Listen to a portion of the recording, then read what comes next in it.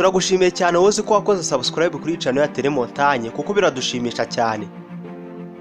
Dushobora kuba tutabitekerezaho kenshi, gusa inshinga kwizera ni ikintu gikomeye cyane. Bisa nkaho tutakagombye kuyikinisha ku buryo tugezaho kwizera ibyo tubonye byose. Iyo wizeye ikintu runaka biba bisobanuye ko uhinduye byinshi mu buzima bwawe. Hari ingingo ishimangira ingibi cyane cyane nk'urugero iyo hatabaho icyizere nta kintu na kimwe isi yari kugeraho dufite uyu munsi. Ibi bisobanuye ko nta mashanyarazi, nta ndege, nta modoka n'ibindi byose uzi byavumbuwe ntago byari kugerwaho, gusa kubera icyizere uyu munsi tuba mu isi ishashagirana ku manywa na nijoro.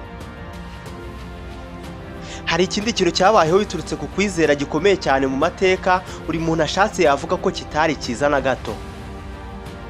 Mu mwaka w'igihumbi kimwe magana inani mirongo itanu na rimwe kugeza mu mwaka w'igihumbi magana inani na mirongo itandatu na kane habaye intambara yahitanye abantu benshi, ndetse ikaba intambara yamenye amaraso menshi cyane kurusha izindi zabaye mu mateka ya muntu.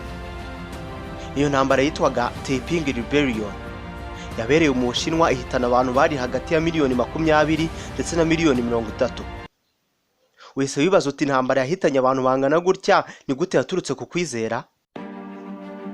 Umunsi umwe umugabo witwaga Kwani, turaza kumuvuga cyane kuko niwe nyirabayazana w'ibi byose, yarabyutse afata abantu bamwe ababwira ko yagize iyerekwa, ndetse iyerekwa rye ryamwemezaga neza ko yari umuvandimwe wa Yesu Kristo, uyu abakristo bemera uyu munsi. Ubwo byumvikane neza ko yababwiraga ko Imana Data umuremyi yari se, hanyuma Yesu Kristo akaba umwana wa mbere, bwa nyuma na nyuma Kwani akaba umuvandimwe wa Yesu Kristo muto. Ubyumvise bisa nkaho nta wapfa kubyemera, kuko n'uwo Yesu Kristo yabwiraga aba baturage abenshi ntibari bamuzi mu nyandiko gusa nanone baramuyobotse kandi ari benshi. Ubundi ni gute abizera b'ikintu runaka bagezeho kwicana ku rwego rungana kuriya? Niye mpamvu Kwani yatanze nk'ihame abantu bakariyoboka, kandi bakariyoboka atabahatirije ku buryo bagezeho barirwanirira. Buri muntu wese ashaka kurihakana bakamubwira mu mvugo yoroshe cyane bati ugomba gupfa, kandi koko bakamwica. Ibyo byose tugiye kubivugaho. Njye nitwa Samuel Mugisha. Iki kiganiro cyitwa Menya Byinshi, ni cya Telemontagne mu Dukurikirane buri gatatu isaa 9:30 z'amanywa na buri ku cyumweru isaa 3:30 za mu gitondo. Tubahaye ikaze mu kiganiro.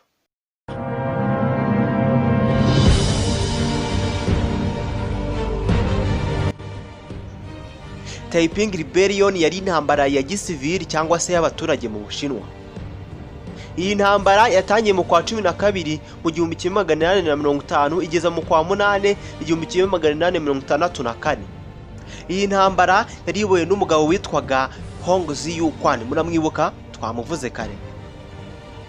Taiping Rebellion yari intambara yo kwigomeka ku bwami bw'abitwaga abakingi, cyari igiseguru cyitwaga abakingi mu bwami bwitwa King Dynasty. Mu gihe cy'iyi ntambara abasaga miliyoni 20 barahaguye, kandi abenshi bari abaturage.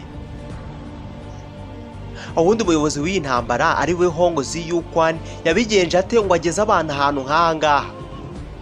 Ese ubundi ni umuntu cyo kugera ku kintu nk'iki ngiki? Kwani yatangije Taiping Heavenly Kingdom kugira ngo ahindure cyangwa se kugira agerageze guhindura rubanda. Yari umuhanga cyane mu busanzwe mu ishuri, ndetse yashakaga kujya muri gahunda cyangwa se kujya mu myanya ya leta. Yize cyane, ndetse birashoboka cyane ko yatsindaga ibizamini bya leta, gusa nanone kubera ko abayobozi b'icyo gihe bakundaga ruswa ntabwo byamubereye indirimbo yoroshye kugira ngo agere ku ntego ze. Kuri iyi ngoma umuryango wo kwa Kwani barabakene cyane ku buryo icyo gihe umuntu ashatse avuga ko nta mafaranga namwe bari bafite. Umuryango wo kwa bari mu bayobozi b'ubwami bw'igisekuru cyitwa Ming, bari baherutse kuyobora ku ngoma.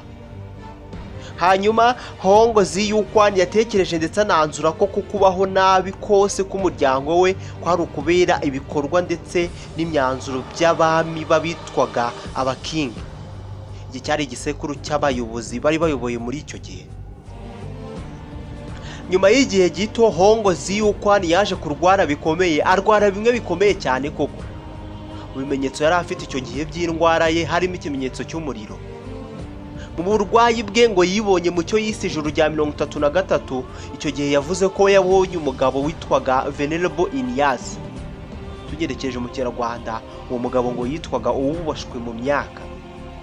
Uwo mugabo Venerable Inyas ngo yahaye hongo ziyukwana inkota, amubwira ko yagombaga kurimbura abaramyaga amadayimoni cyangwa se abaramyaga imyuka mibi bari barigometse kuri uwo mugabo Venerable Inyas. Wa mugabo yabonye mu nzozi ze, ngo mu nzozi ze afashijwe n'umuhungu w'uwo mugabo yibonye ubwe ari kumwe n'uwo muhungu w'uwo mugabo ari gukora urugamba cyangwa se ari kurwana n'imbaraga z'umwijima cyangwa se z'amadayimoni. Nyuma y'uburwayi bwe hongo ziyukwana amaze kuba muzima, yahise atangira gusoma isezerano rya kera ndetse yizeraga akanemeza ko iryo sezerano rya kera ryerekanaga ko ibyo yabonye cyangwa se ibyo yeretswe byari ukuri. Yumvaga ko yahuye n'Imana ndetse Imana ikaba yaramuhisemo nk'umwana, umuhanuzi ndetse nka Mesiya. Uyu Mesiya yavugaga ni umwe w'umucunguzi w'isi.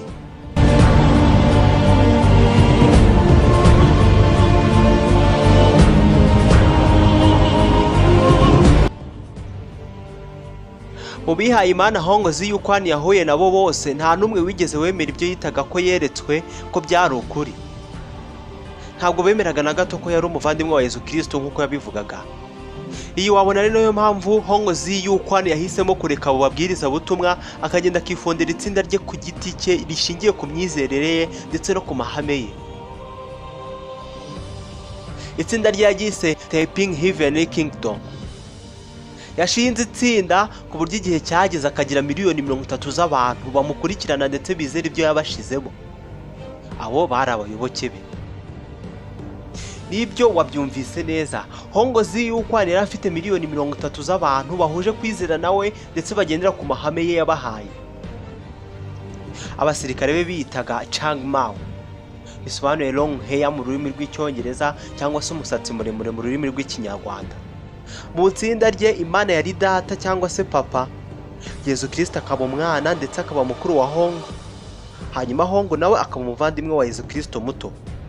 Ibyo ngibyo nuko babyizeraga ndetse biteguye no kubirwanirira. Kuri hongo ziyukwana, isezerano rishya yagitaga isezerano ry'ahashize, hanyuma ibitekerezo bye nibyo yitaga isezerano rishya. Hari inshuti ya hongo ziyukwana yitwaga Yang Ziyu King, yacuruzaga inkwi muri icyo gihe. Uyu niwe wakoraga nk'ijwi ry'Imana ryayoboraga abantu cyangwa se abaturage. Iki gihe Ubushinwa nta mbaraga bwari bufite ndetse abantu bari bashonje cyane bafite inzara. Abantu bahise batangira kuyoboka imyizerere ya hongo ziyukwana ndetse bamuyoboka ari benshi. Iyi ni ingingo igaragaza ko iyo dufite ibibazo tubona nta wabidufasha, twizere ibyo tubonye. Mu 1851 hongo ziyukwana yari afite igisirikare cy'abantu ibihumbi 10 bose. Iki gihe hari hashize umwaka umwe gusa afonze itsinda rye. Iki gihe abasirikare be biyogosha imisatsi yabo, ibintu byagaragazaga neza ko bari bigometse ku bwami bw'abamancu. Murabibuka cya gisekuru cy'aba king cyangwa se king dynasty. Intambara yabaye guturuka mu 1851 kugeza mu 1864. Bitekerezwa ko yishe cyangwa se yahitanye abantu bari hagati ya miliyoni 20 na miliyoni 30. Gusa umubare uhurirwaho n'abantu benshi ni miliyoni 20. Bwa nyuma na nyuma abayobozi b'iri tsinda baranzwe na ruswa cyane, ibyo birakaza abaturage benshi. Ibi byatumye hongo ziyukwana nk'umuyobozi wabo yiyahura mu kwa gatandatu 1864. Ingabo zitwaga Ever Victorious Army cyangwa se igisirikare gitsinda iteka zari ziyobowe n'umugabo witwa Charles George Gordon, zinjiye urugamba ndetse zihita zitsinda izo ngabo za hongo ziyukwana. Nuko inkuru yabo irangiriraho. Nansohera ikiganiro umenya byinshi cyane none ndetse n'ikiganiro mbashimira kuba mwakurikiye. Ni byiza cyane kuba warakoze subscribe kuri YouTube channel yacu ya Telemontagne. Niba utarayikora bikora umanuka hasi y'iyi video ukareba ahantu hatukura handitse subscribe, warangiza ukakanda tukajya tubana mu biganiro byacu tugutegurira byose. Nge nitwa Samuel Mugisha, ndagushimiye wowe twabanye.